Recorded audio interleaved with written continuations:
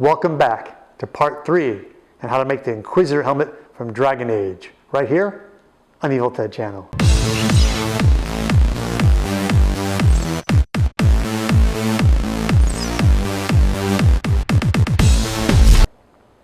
Okay, as you can see, I took my flexible ruler and my trusty Sharpie and made my marks. Now this is for the side of the helmet. Now I got these drawn in. I'm going to take a wood burner and my metal ruler. I've always found it so good. If you're going to do any burning, make sure you do your Sharpie lines first. It's so much easier to have something to follow. So I went ahead and went there and did my lines on both sides.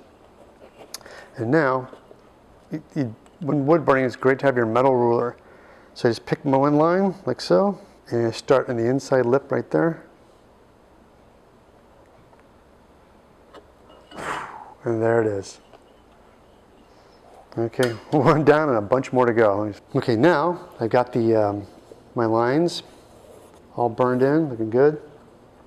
Now my next step is, as building, of course, I have a couple little gaps and seams I'm not particularly crazy about.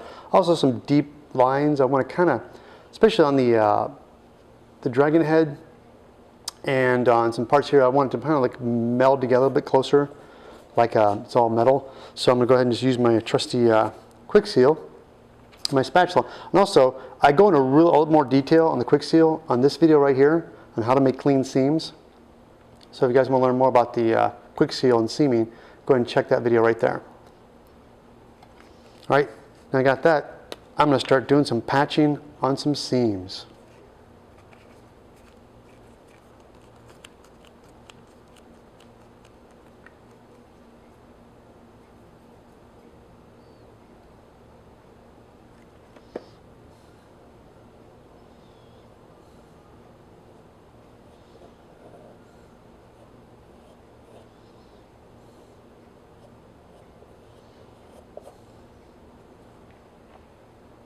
Okay, as you can see, took my trusty Kwik seal, went ahead and did all the edges, got my deep seams all filled in with the ones I like. There's a little bit of an edge here on the helmet I wasn't happy about, and I kind of fed that in a little bit. So now that I did this, what we'll do is let this dry before we coat it. Here we go. Got my critter gun full of black rubber latex. Got my helmet ready to go. And before I spray latex on it, I'm going to make sure I do a thin coat of spray 77 all over the helmet. Just makes it nice and tacky so the latex bites. And also, don't forget, you guys, wear your particle mask when spraying latex.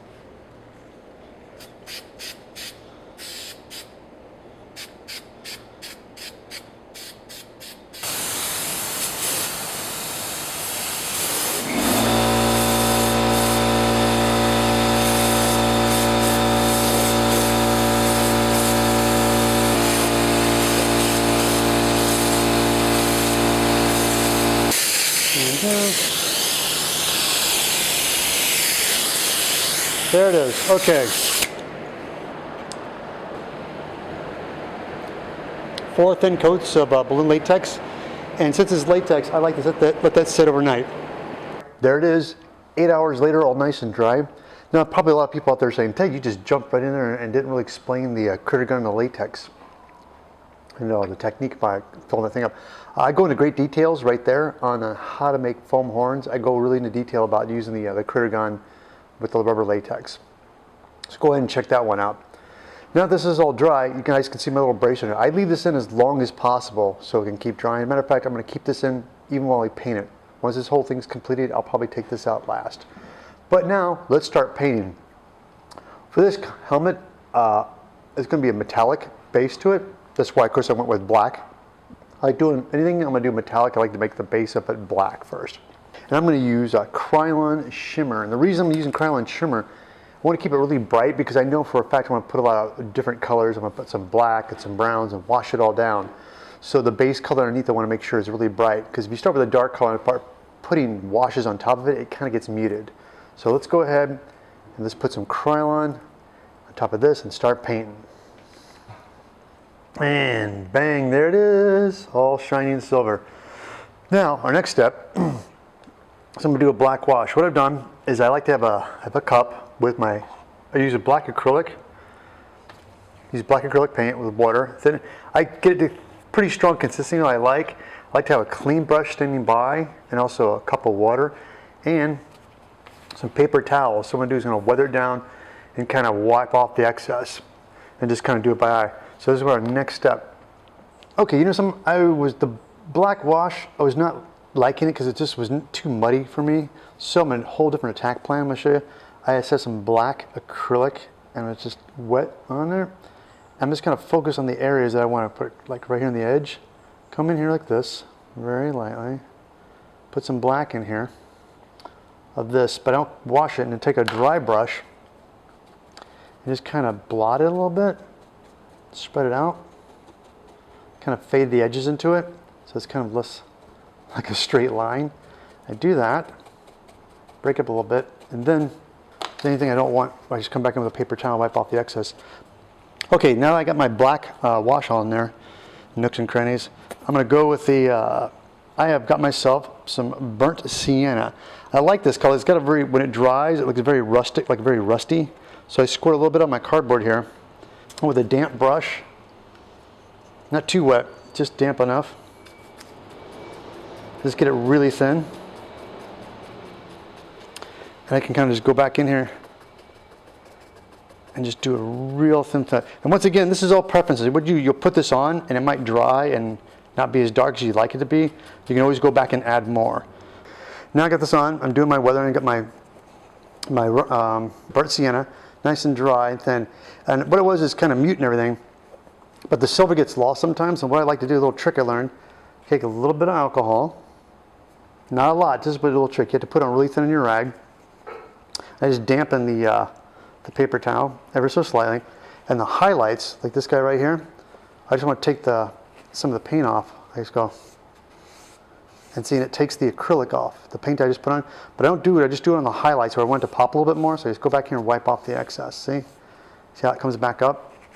So I just kind of go through with this and just do the areas that I think is going to be highlighted. So I'm just going to do the edges here and these little highlights here. But just do that and helps makes things pop. All right, now we're done. I've got this pretty much all washed.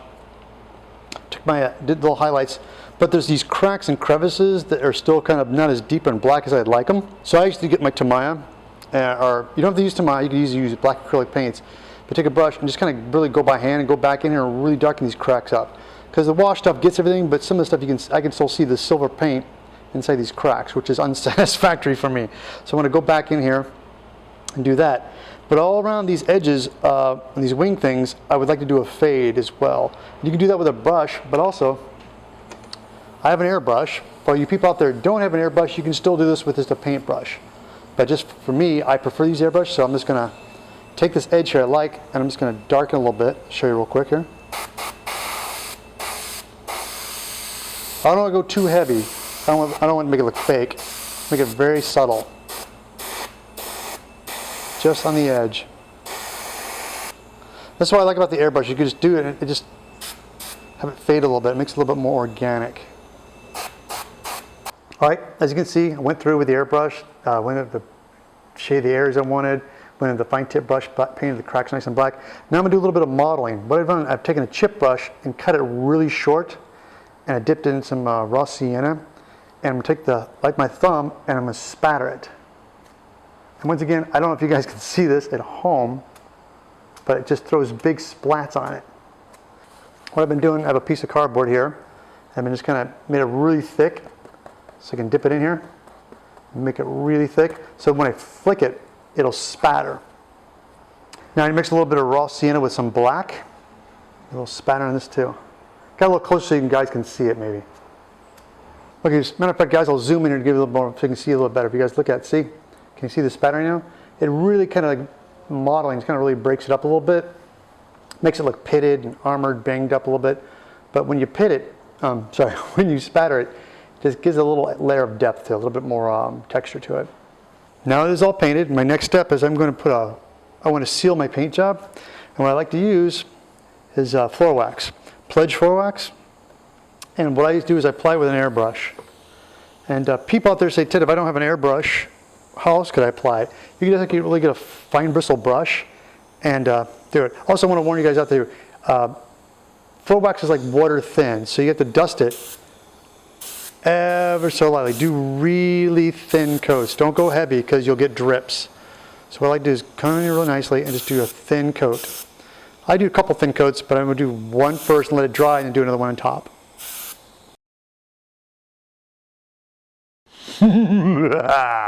Now I'm ready for battle. Well guys, that is how you make the Inquisitor helmet from Dragon Age. That's all. You might guys find this helmet's a little big. You just do what I did, just kind of go ahead and foam pad it.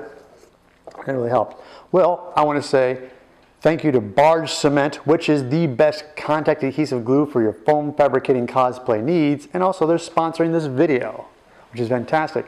Tell you what you guys need to do for me too is go to eviltedsmith.com, get on my mailing list because I'm raffling this helmet off. So get on my mail list and I'll give you guys all the details. Hey, tell you what, while you're on my website, go to my store where I have other patterns for sale, and also go to my supply list, and you have more things you buy through my list. It helps me keep making videos, and especially Barge Cement. So buy some Barge Cement today right through my links. Guys, come back next time when we make weapons right here on the Evil Ted channel.